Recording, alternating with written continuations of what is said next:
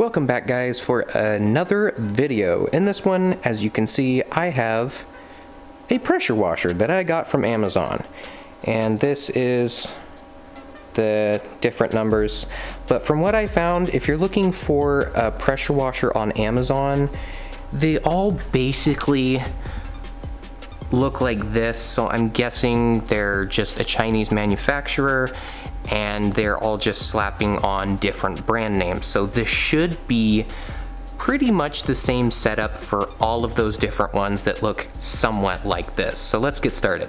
So of course, the first thing I did, I took everything out of the package, all the plastic and all that crap, and I took it all off and laid it out. So the only thing you're gonna need to put this together is a Phillips head screwdriver. So first things first, I have this turned around so the back is facing me, and we're gonna put on the accessories holder. It's gonna look like this. It's got two little nubs, one there and one there. Those are going to fit into the holes on both sides. So just line up the little nubs that fit in there on both sides and push in. There we go. Now that it's in on both sides, you're gonna grab two of the included screws and put them right through here on both sides in these holes, and that will be done. Next up, what we're gonna do is we're gonna grab the big handled portion here, and we're going to grab the little hose reel area. For this model, it has this, and this is gonna go on the other side. If you have the one with the crank, you just have to put the crank in the big wheel and then the wheel goes on.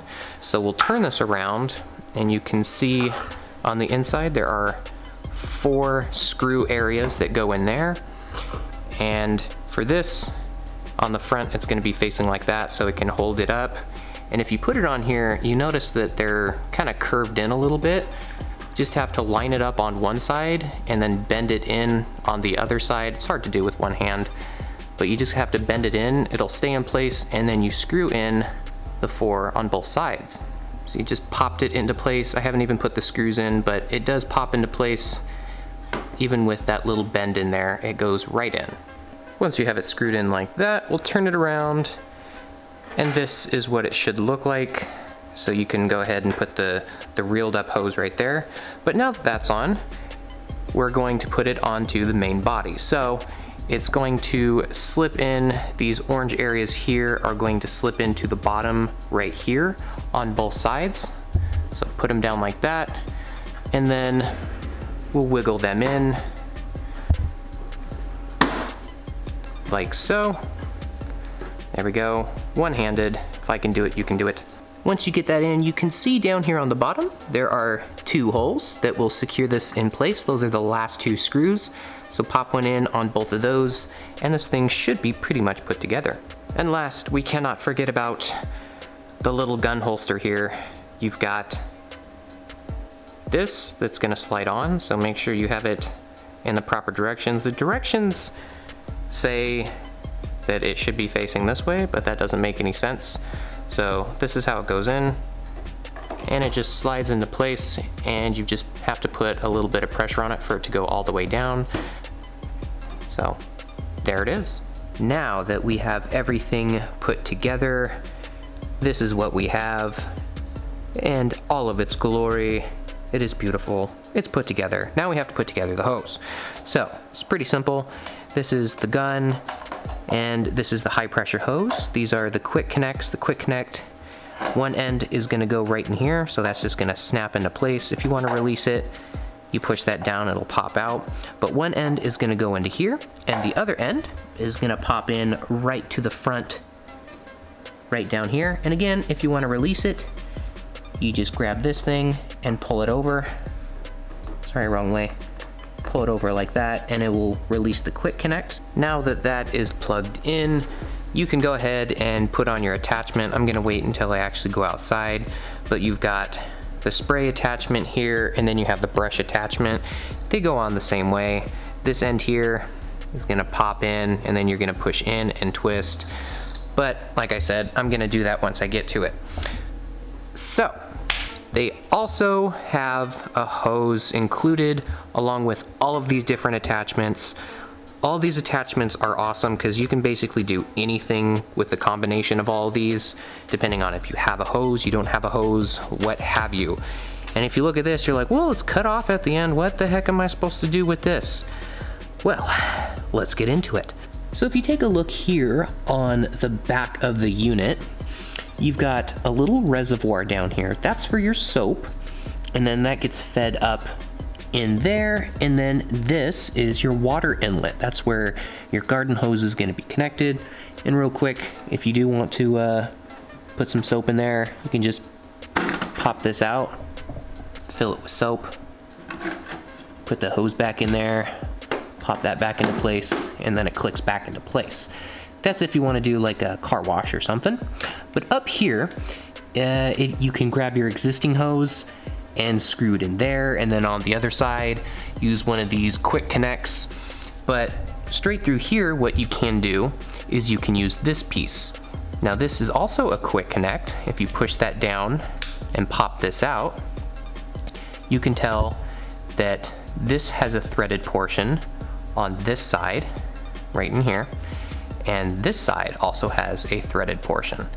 So what we're going to look at here is the inside. There's a filter in here, and that's also what another thing they give you for cleaning the filter. It's actually on the back of your instructions. It's this thing. You basically take this out, put your finger in here, and if you have any gunk inside this filter, that's what that's used for. But if you look in there, the filter is a U shape. That means water needs to be flowing that way. So your hose is going to be like that. So you can screw this onto your hose, the end of your hose, your existing hose like that, and this end you can screw on the threaded portion onto here until it's nice and tight, just like that. And then if your hose is designated specifically for that, you can have this end already on there, quick connect it. There we go. I actually have two hands now. So you're gonna use this, you're gonna push this part in, feed it in, and let go. Now it is connected onto there. And same thing, if you want to take it out, you push that collar in and take it back out. So that's all you really need to do. It's really hard to do with one hand, that's why I put the camera down. Pop that collar in, and there you go. That's if you have an existing hose that can be threaded into this. Now, if you want to use this hose that they provided, and you're wondering what the heck, that's what these two are for. These two are the exact same thing, and you can see on this side it's a quick connect, but this is not for the high pressure hose. The high pressure hose over there, the one that's connected to the gun, it's too small to fit in here. This is a larger one, so this is the larger diameter. This one will click and fit into there. Again, there's so many different setups. You can put your existing garden hose threaded in there so you have a quick connect to pop into this. If you want an extension, you can use it for this. If you want to use the actual hose that's right here, you take that off, and then you have something on the inside that looks like this. You're gonna get the hose and you're gonna smash it right into here. Can't do that with one hand. So it looks like that. So basically the hose is going around the inside, the little nub area. And then the top portion, this spinning piece here, you can either feed it through on the other side or already have it on there. You can just back it in before you put it on. This is gonna go on, and then you're gonna thread this into place until it's nice and tight, which it's gonna create a water sealed area. And now this hose has a quick connect on one end. You can do the same thing on the other end, so you have a quick connect. You can use this as an extension. Quick connects can be used for different things. This has a threaded side, and if you don't want to use that, then you can use this one. This is the quick connect on this side, and for this one here, you can pop it in on this side, screw it in. There's so many different ways to do this, but I just wanted to explain how these worked. Depending on your setup, you can do a few different things, so you'll be ready to go with this pressure washer. Alright, so now I have everything hooked up. I've got the hose hooked up, I've got the power supply set on the inside. I was gonna do it outside, but that's way too fat. Just make sure you press the reset button on top to make sure that there's a light, I've got the quick connect on the bottom and the hose. For an actual hose, you do need one attachment. Needed this one for a male-to-male connection down here. But other than that, everything's hooked up. The first thing you have to do is turn on the water, because if you run this thing without water, it'll ruin it because water cools it. So make sure you turn on the water first, and we'll get into the hose. So once the water is on, make sure you get the trigger to open up. You have to press the button right down here. That will unlock it so you can actually pull the trigger.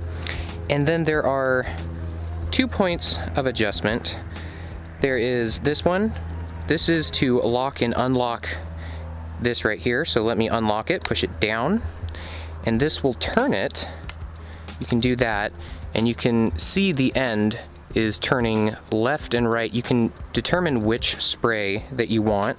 Then you can push it back up to lock it. And the second method is turning the top portion up here next to the end. You can see how wide you want it or how narrow you want it.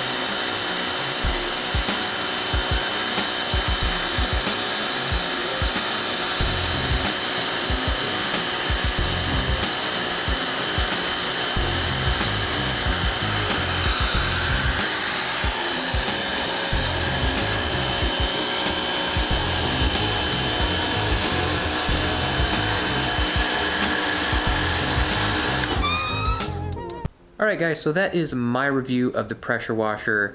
It actually did a lot better than I thought it was going to be. It was really powerful.